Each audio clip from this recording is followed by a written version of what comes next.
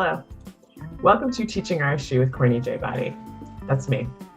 This is a podcast that celebrates artists and advocates for community engagement. And this is We Can't Go Back, a video series in partnership with Creative Generation meant to examine, interrogate, and confront racist policies and systems in the arts. This series amplifies leaders in arts and culture who drive radical change in communities through anti-racist and liberatory practices.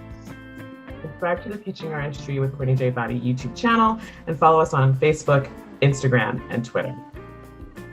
I live in Brooklyn on the stolen lands of the Munsee, Lenape, and Canarsie nations, and I'm thankful for the land and water that I have the privilege to live and work on, stewarded by these Indigenous nations. And I identify as a Black cisgendered woman. My pronouns are she, her, hers. And I am uplifting and paying respect to my ancestors who have been stolen from their lands from across the African diaspora and forced into enslavement. I am also breathing in healing vibes and sending respect to uplift all Black women in this country and throughout the globe for their excellence, hardship, pain, triumphs, resistance, and joy in the midst of racial trauma. So let's get to our guest. I'm incredibly excited to welcome Dexter J. Singleton. Hi, Dexter.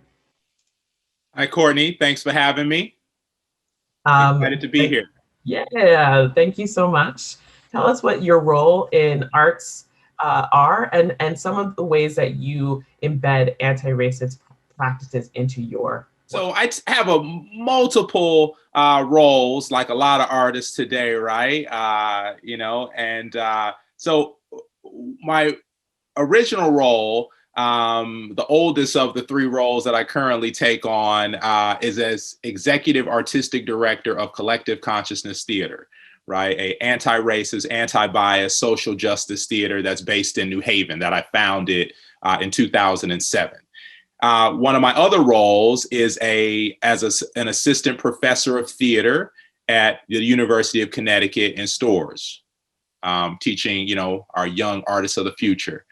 And then my most recent role is at Theater Squared, a regional theater down in Fayetteville, Arkansas, as director of new play development. So those are all the three hats that I wear professionally in the field. And so ways that I practice anti-racism in my work is, one, making sure that the work that I create is able to welcome all people, right, from all walks of life, always wanting to have the most, the richest, most diverse audience you can find across races, socioeconomic backgrounds, right, gender identity, what have you, work that is very pro people of color, right? Work that uplifts them, work that shows them in daily living situations where they don't have to be superhuman or do things that are out of our daily lives, right? Showing us as real people with hearts, with lives, with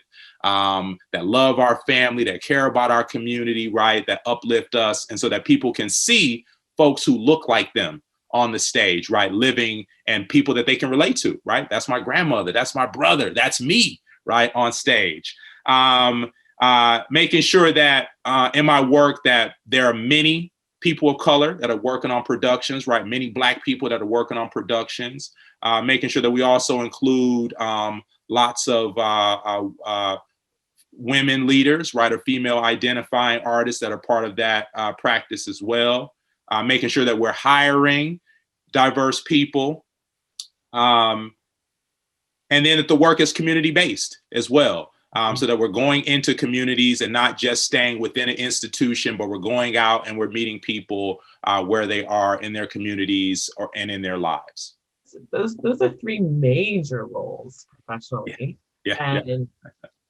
How do they intertwine, or do they intertwine in terms of your practice? Yeah, they definitely intertwine. At the heart of my work, it's really about, being a theater artist and a theater educator, right? And when we talk about anti-racism and anti-bias work, a lot of that, and as an educator, that's twofold for me. That is listening and learning, right, which is more important to me.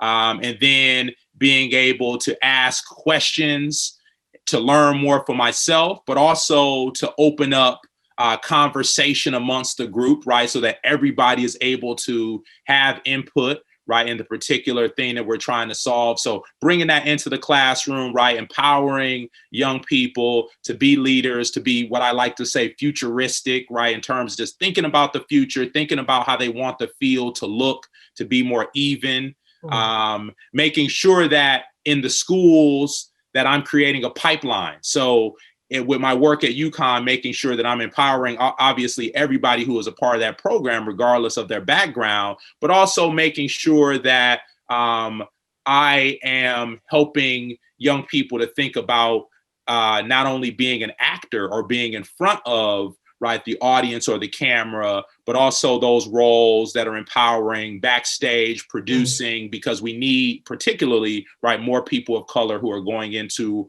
roles that are not just on the stage, but those roles that can dismantle and dismantle racism and empower people and change systemic structure by being producers, right, senior management, et cetera. So guiding students to think about their life as not only an artist, but as a theater maker, and what that involves and how that needs to influence community, higher structures, and also institutions.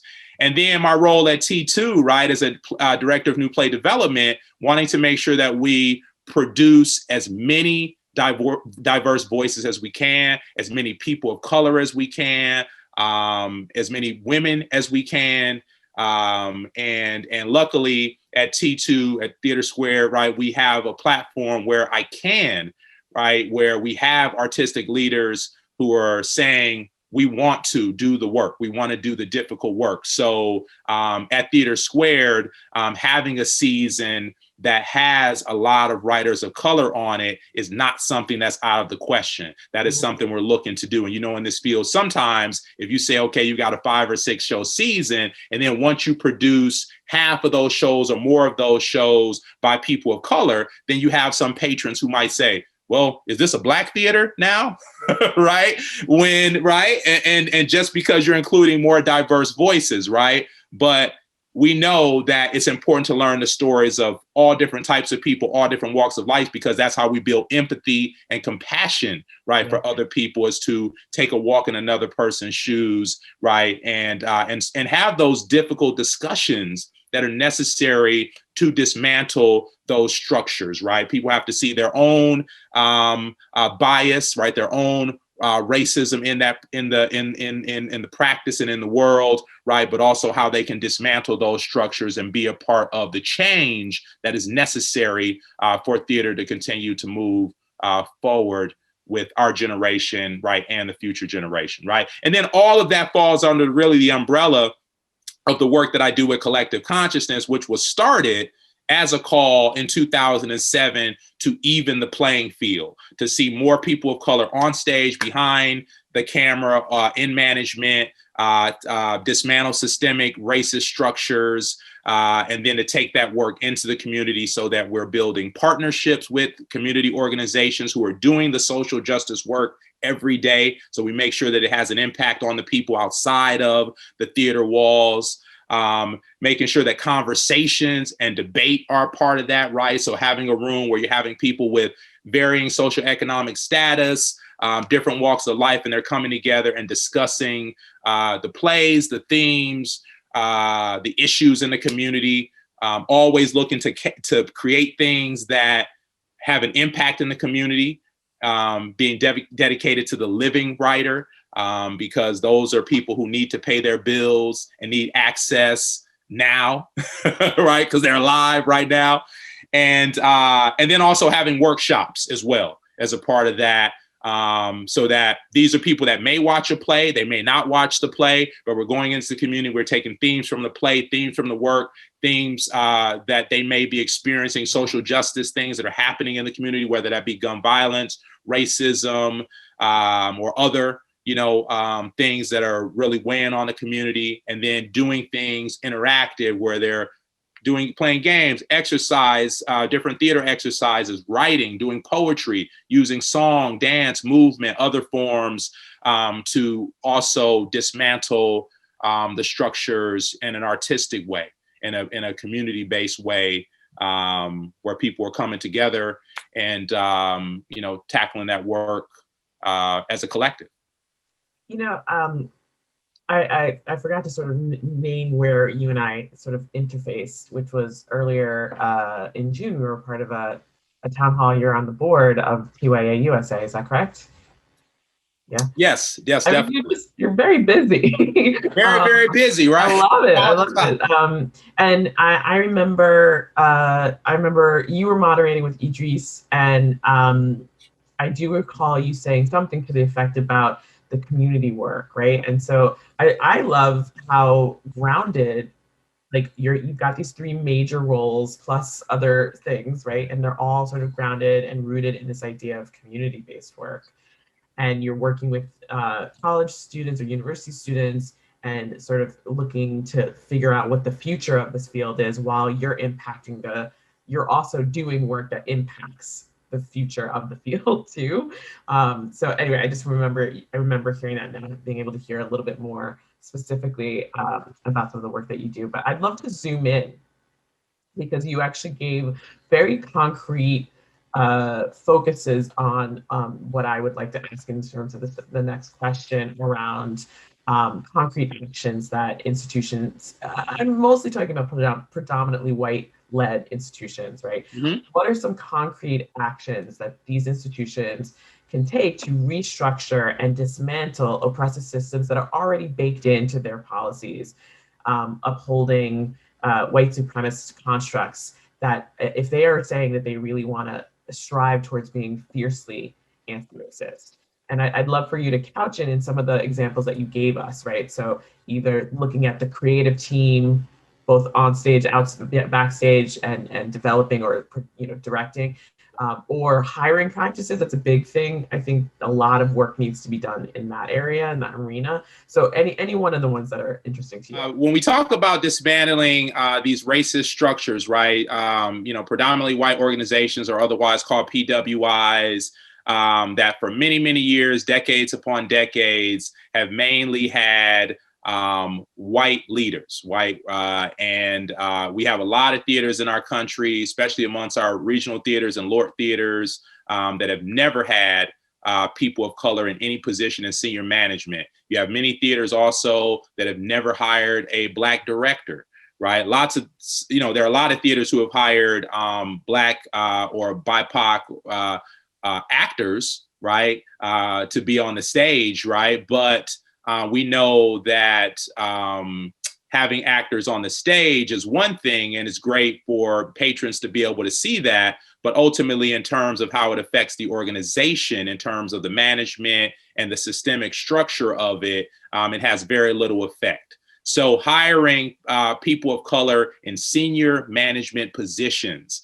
right, where they can advance, influence, and have power, because to dismantle systemic racism, we have to have a shift in power, right? White people in power have to be willing to give power and decision-making ability to people of color, right? And so that those people of color are saying, we're going to create programming that is more diverse. We're going to create programming that highlights people of color. And because a lot of times we have white leaders who they think and they dream in white, right? They think and they dream in white. So they often aren't thinking about hiring people of color in those positions because they are often thinking and dreaming about the people that they grew up with, the people that they're around, right? How society has taught us a leader looks, right? Who often that role is a white male, right? And we see that when we talk about leaders that we choose to run for president or for major offices, right? There's just a trust, right? He's a white male who's got experience and older. We trust it, right? He's not going to let us down, right? He's going to always let us down, right? And they always let us down, right? But it's that fear of change, right? That fear that if we do something different, that the whole organization is going to fall flat, right? Because so often these leaders will say, I can't do this or I can't do that because I'm afraid I'm going to lose my base. I'm afraid that my organization is going to fall flat. But then it stops them from even trying, right? Yeah. So hiring senior management, artists of color, and diversifying boards, because the boards sit at the top. They run the organizations ultimately. So you have to have diverse boards. We're seeing a lot of times where these boards, especially at the big, huge theaters, all white boards, right? Because in the theater, a lot of times, and for arts organizations, it's kind of a pay to play board, right? Board members come with the expectation a lot of times in nonprofit work that they can give a certain number of dollars. And especially in the theater, where we sometimes have the bigger theaters, all of the board committing to a $10,000 give personally every year or $20,000 every year, right? And then there's the assumption that people of color don't have that money, right? We can't go to a person of color because they might not have $10,000, right? Well, who's to say that they don't if you don't try, right? Lots of folks of color have it. Play, right? Like Michael Baba talks about that. You know, what if it's proportional? Right? Because often, money doesn't mean knowledge. Yes. That's not the same, but yet money is equaling power. Those things don't make sense to me, right? So figuring out, there's different ways to figure out how to level and dismantle or dissolve some of the power that is associated with being on board. Because it's about, like you said, about building community, right? So if it's thinking about a board as community, as you are part of this community, not just like you are separate from and saving or helping to keep this place afloat, then those are very different ways of looking at it, I would say. Absolutely. And, and these theaters are nonprofit organizations that are getting funding to serve the community. But so often we see that if a theater is in a major city, that most of their patrons are white. Most of their patrons are from the suburbs or outside of the city. They're getting grant money. They're getting state funding or state line items that is saying, right, that this organization is helping the community. But when we have, you can go sometimes 2 or 3 blocks in any direction from some of these major theaters and ask a person on the street, hey, do you know where such and such theater is? And they won't be able to tell you at all. In fact, they've never even heard of it in some cases. So that's a huge disconnect where you have a theater that claims they're making money, they're getting in the New York Times, they're maybe making transfers to Broadway, but yet you go 2 or 3 blocks in any direction, especially if you ask a person of color, they may not even have heard of it, may not feel welcome there, all right? Don't know where it is. And that is a problem in itself, because the other piece of that is making sure that we welcome people from the community into our spaces. And if those people can't get into the space, then we have to go to them, right, and meet them in the community. That's when we talk about having partnerships with local nonprofit organizations who are doing the work, and then also going into communities across your city, across your area to do workshops, and whether that be in schools, community centers, nonprofit organizations, other facilities, so that you're connecting with the people. And that's really important, right? So those hiring practices, diversifying boards, meeting people where they are, going into the community, so that people can see it as a community space, right? A place where we can gather. And it shouldn't always be to come into this space, you have to spend some money, right? Because that's the other piece, right? Oh, unless you're buying a ticket to the play, getting a subscription, or, shopping at the, the bookstore, gift shop, cafe. Right. But what about people being able to use that space and just have meetings or have gatherings or some type of fellowship, right, to be able to be welcomed, and not always having it be who has the money to access that space? Because this is supposed to be a community organization, a nonprofit where all are welcomed, because that's what you told the state. That's what you told the city. Right. So hold yourself accountable by offering that space to anyone who wants to be able to use it. I would love to just touch a little bit back on your university or your professorship. I am also a professor, but I've also talked to other professors here who have talked about their curriculum, and you're doing theater. It's theater? Yes.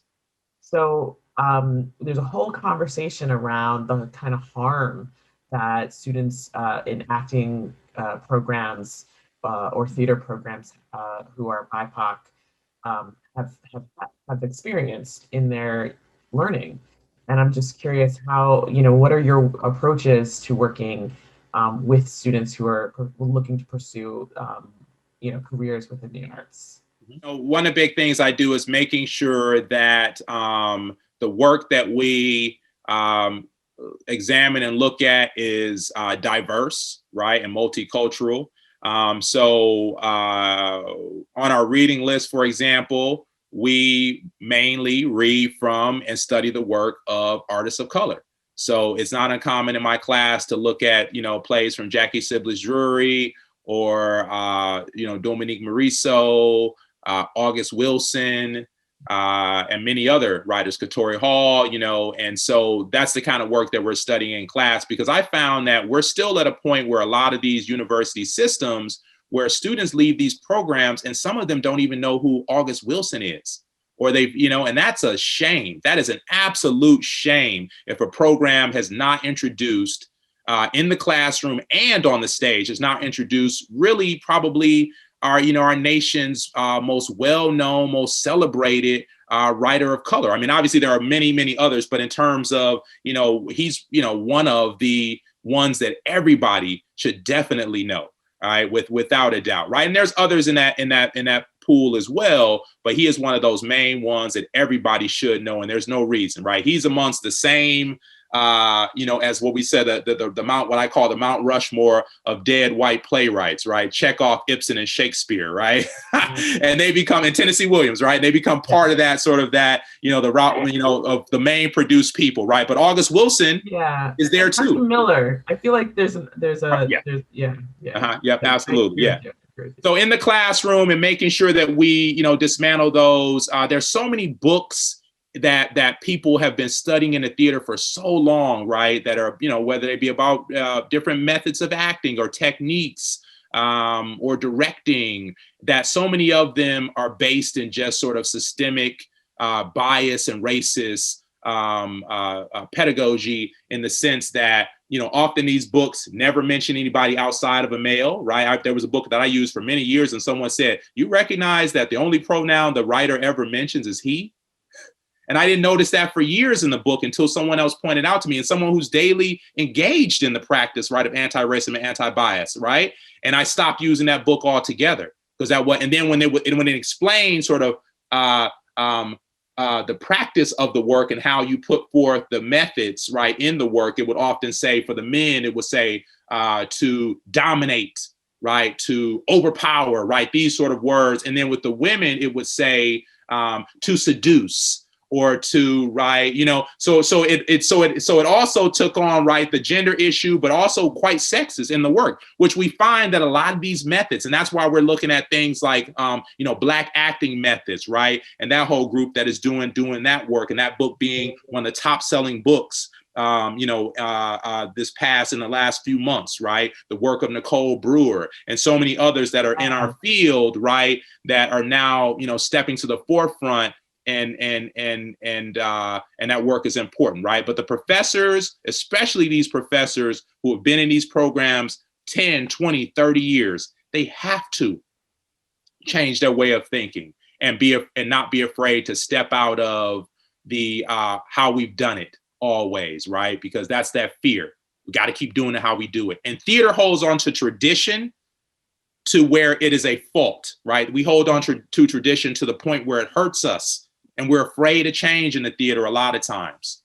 So there are two things I'd like to respond to before we move forward. So one, I went to undergrad, but did a theater program. It wasn't solely an acting program. And when I got out, I ended up working with somebody who studied with Uta Hagen. And I worked with her a couple different times, and I feel like my craft is really strong. Because of the work that I did with this woman. But when I go back and think through some of the training methods, it's like, oh man, she was white, and she was great, but oof, I guess I gotta think through that. And then two, actually no, I think I have three, but two, I was thinking about how, again, with my training, I never understood that, like, you could just make theater. it doesn't have to be script based, right? And so it wasn't until I went to grad school and started studying theater for young audiences. And even that, a lot of that is very script based, but that you can just make something, and it doesn't like from one piece of stimulus, it doesn't have to be a script. And that's super liberating unto itself in terms of making new work and diversifying a field that, a particular area within the whole theater field, the whole theater industry that needs work and knows it does, at least through research, it seems to know it does, which Absolutely. Is good. And for me, that's been an interesting, as somebody who also makes theater, has been interesting because my partner, whom I love, is somebody who identifies as white.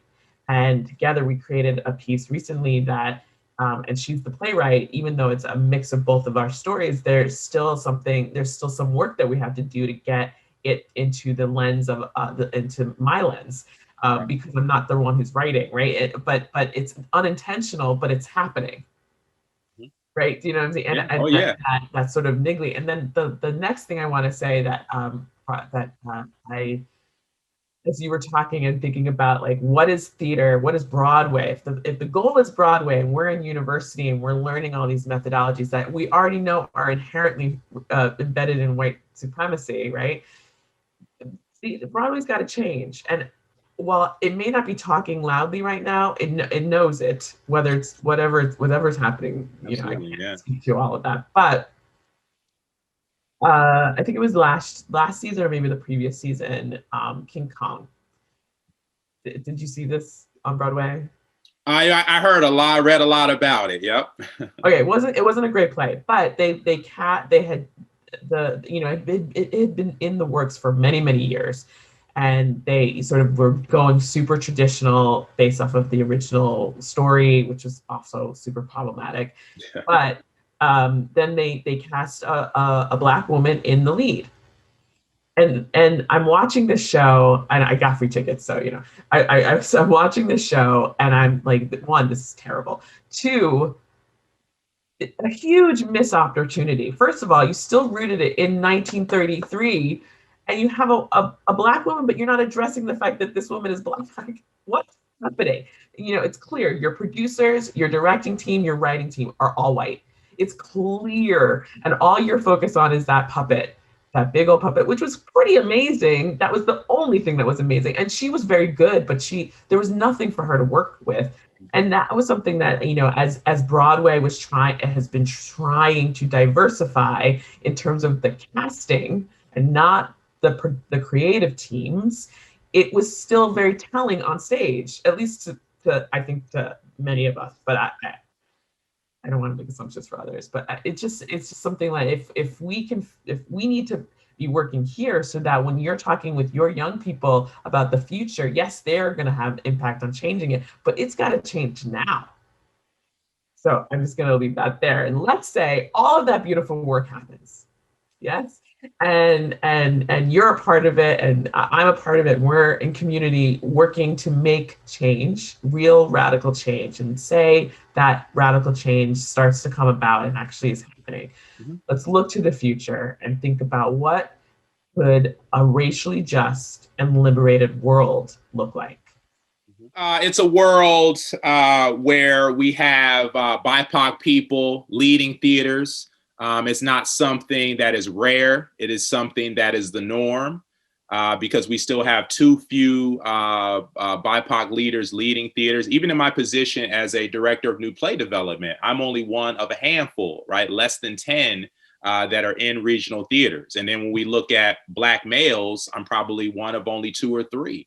And that's a shame, right? That in a position of management where you can count on your one hand or two who's in those key positions. So those people being in key positions that are BIPOC, diversifying boards, right? And like we talked about earlier, these boards being, just covering,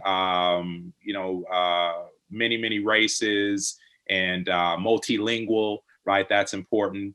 Pay equality is one that I hadn't talked on that is very, very necessary. And we know even when you look back to the days of Dr. King and his movement, right, in the latter part of his life, right, that was a big part, right, is economic equality, right? And that's important too when we talk about dismantling systemic structure, is that we have to have pay equality amongst our people of color in these arts organizations, right, and our women. And the recognition that racism is a public health issue, right? It is a public health issue. And we still have too many people that will not acknowledge that racism exists because they feel guilty or they feel bad, right? It's meant to make me feel bad. And I wasn't alive during that time, so why are you blaming me? But you're right? alive now. You're alive now. Exactly. Exactly. And so that part of it. And then we have to also, with that, when we talk about acknowledging that racism is a public health issue, it's also acknowledging that white supremacy exists, right? And it has influenced how people are able to work. One of the things that I've heard people say before is that, and I agree with this totally, is that because as people of color, it's so much more difficult for us to be successful in fields and to rise to positions of senior management, that often, when BIPOC people are there, that we've earned it. We've worked hard. We've, bust our tail every day. We've done what we've had to do to be able to get there, right? We're intelligent. We're artistic. We're creative. We work well with others, right? We do have to cross all the T's and dot all the I's. But because of white supremacy, sometimes we have these structures where a white person can be mediocre and often rise up because they don't have to jump through the same hoops as us, right? We see often in our field where white men are given opportunities to direct on main stages and they have never even directed one show before, or they've been an assistant. That happens often. Every season you can see that, right? And then that's why we wonder, like, why is there a white guy that's 25 that's an artistic director? Or why is there a white guy that's 25, right, that's directing, all over the place and doing New York and whatever, when we're often seeing people of color who aren't getting those same directing opportunities until they're well into their 30s, 40s, or 50s even, okay? So, so internships is the last part of that, right? Is making sure that there's internships that are providing a pipeline for leadership and folks who are in those positions of power, not trying to stay in them forever, right? A lot of our ADs want to hold on to AD for 30, 40 years. We can't do that anymore. We have to be willing to step down. We have to be willing to rotate. There are theaters now who are thinking about rotating artistic leadership or doing it. And that is, I think that's a great idea, that every few years switching and getting a new artistic director so that we get new voices at the table and we don't get dominance, right? And control and a stronghold on the system. And so that young people can have a real pipeline to be able to advance in the field and start off and then get a pipeline to where they can become an artistic director or a leader in senior management, right? And our field has a whole lot to do with internship programs because so many of them still don't pay. So many of them are still very privileged, right? And we know people of color, often we can't afford to not work, right? Or pay the organization. The fact that we still have major regional theaters in our field that are telling young people coming out of college that they have to pay the organization to be an intern. I think that's one of the biggest ripoffs of our industry, right? That is bull. Oh, what are you talking about? What? No. Yes.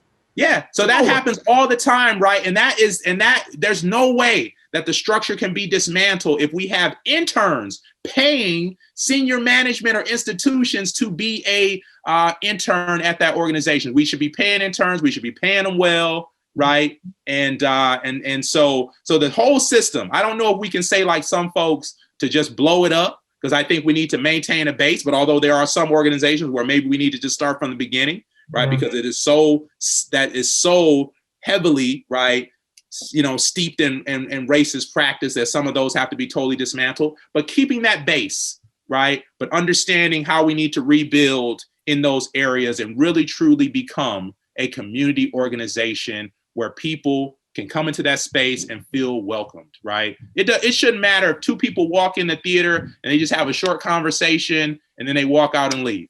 right? That's okay. That's okay. They don't need to spend money while they're there because it is a community organization and they should feel welcomed.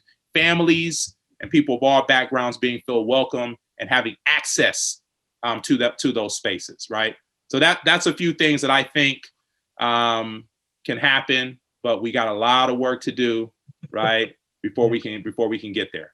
I could keep talking to you, but we're coming to the end here. Yeah. So many points that you've made, like so much, and thank you for being so concrete, because I had asked you before we started recording to do so, because I think that that's really important, so people understand what, pointing things out is one thing, but naming them and saying here is a specific thing that you can do is incredibly important and helpful. So thank you so much for spending this morning with me. And let's keep talking. Yes. Yeah, that's important, right? We all have to keep talking and sharing ideas, right?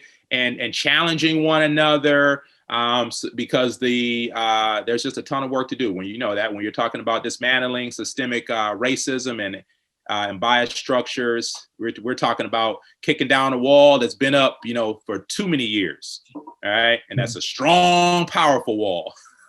So we got to kick with all our might to get that thing down. I'm with you. I'm kicking with you. Thank you, everyone, for watching Teaching Artistry with Courtney J. Boddie. This will be on the YouTube channel, but it will also be on the audio platform. So if you haven't subscribed there, please do so at SoundCloud, Apple Podcasts, or wherever you get your podcasts.